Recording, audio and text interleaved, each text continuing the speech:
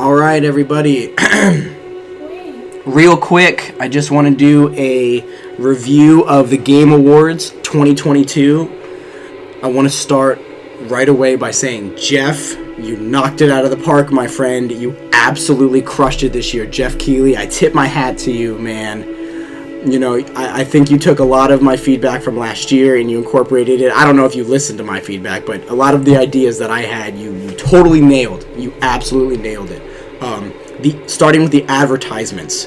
The Game Awards has been known to have terrible, crappy advertisements all throughout the show, you know, overshadowing the announcements and reveals, and it was no good. It was really just no good.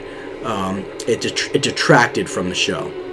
This year, 2022, the best advertisements I've ever seen from the Game Awards personally, and on top of that, the best show. It was just the best show. Perfectly put together. Nobody overstayed their welcome except Christopher Judge. Kratos, his speech was way too long in my opinion. It was a good speech. My girlfriend's pissed. She loved the speech. It was a good speech, just too long. Nobody overstayed their welcome. The music was phenomenal. Everything was short, sweet, to the point. The trailer, short and sweet. There wasn't huge deep dives into anything. We got a lot of content and a lot of good quality content. Some good teases out into the future. I have nothing but positive things to say about the Game Awards. Very few. There were some cringy moments, as there always is going to be, but very few of them. But overall, the show was remarkable. The production value, the audio, the music, the graphics, the lighting, the special guests. We had everyone there, you guys. Phil Spencer, Reggie Fils-Aimé, Hideo Kojima, Hidetaka Miyazaki, Doug Bowser from Nintendo. They showed the Mario movie trailer. They showed a clip of that. Who else did they have there? I know I'm going to miss a couple people. They had so many wonderful souls that are advocates for gaming, all under the same roof. I think Phil Spencer and Reggie Fils-Aimé sat next to each other, you guys. It's like we are witnessing a transition of this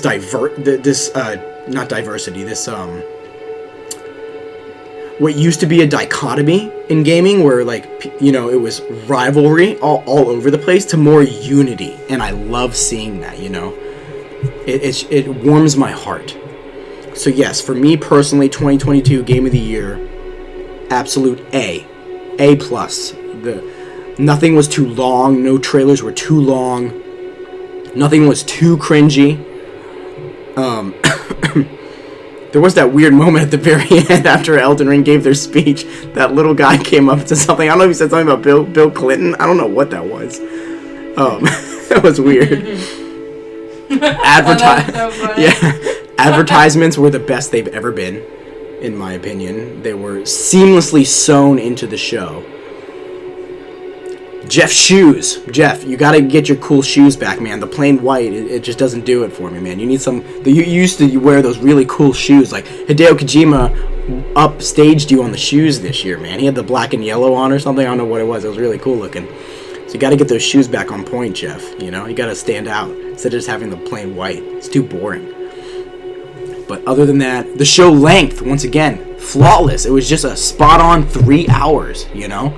A little over 3 hours because of Christopher Judge, but 3 hours, great. And I talked about that in my review. You guys can go look at my review of the 2021 Game Awards. The advertisements were fixed, the length was fixed, and the amount of time people were on the stage and the amount of time people showed their games, all of that was fixed this year. And we had great content. The show was full of great content. You know, of course, there were the little indie games that I personally didn't care about. And overall, there weren't too many big heavy hitters that I love. But I'm taking it as a whole, the package as a whole, and what I experienced and what I saw and how entertained I was. And it was great. It was my favorite Game Awards of all time. That's just my personal opinion. I know you guys may disagree, but that's just where I feel and where I'm at in my heart and in my mind. And then, of course, to cap it off, the cherry on top of the entire experience for me, the entire night, was Elden fucking Ring taking the crown, Game of the Year 2022, forever cemented in stone, and that will never change. I've put like I think 300 hours in that game and this year, and I still haven't beaten it, you guys. Still haven't beaten it because I've been exploring, doing every side quest, every side mission that I can get my hands on. And I'm playing God of War right now, and then after I do finish that, I'm going straight back to Elden Ring, and then I'll be doing a review. So that's it. Game Awards 2022, remarkable. If I had to get it at, like I said, I give it an A. If I had to give it out of 10, it's like a 9 or 9.5. The only thing I would have made it a 10 for me is if we had a heavy hitter trailer, like a Zelda, a Metroid Prime, you know, a new Mario, something like that, a Bioshock 4. We did get Ken Levine's new game, Judas, which he's been working on for literally 10 years. I'm so glad finally he showed some of that, and it looks similar to Bioshock. Doesn't look as good, but it looks very similar, so I'm totally going to be into that and play that for sure. But yeah, so we didn't get any of those, we didn't get too many of those heavy hitters. We got the Ken Levine game, we got Death Stranding 2, looked great. But for me, I really wanted to see some Zelda, you know, that's my favorite franchise of all time, and we didn't get that. So other than that, it was like a 9.5 out of 10. A. Absolute A show. Alright guys, that's it for me. I've lost my voice screaming all night watching the show. It was great. But my heart is full going into 2023. I am so happy Elden Ring won Game of the Year. It does so many good things for video games. And I couldn't be sad no matter who won, because single player story driven games will never go out of style. I promise you that. Never. There is something about a story, you guys. It is as old as time. Sitting around a campfire, our ancestors, and they would just tell stories at night.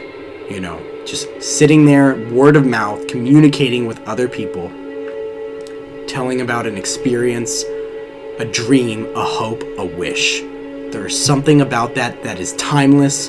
It will never fade. It's a light that will never be put out.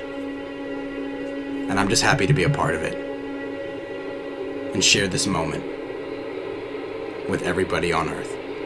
Thank you so much. Have a good night.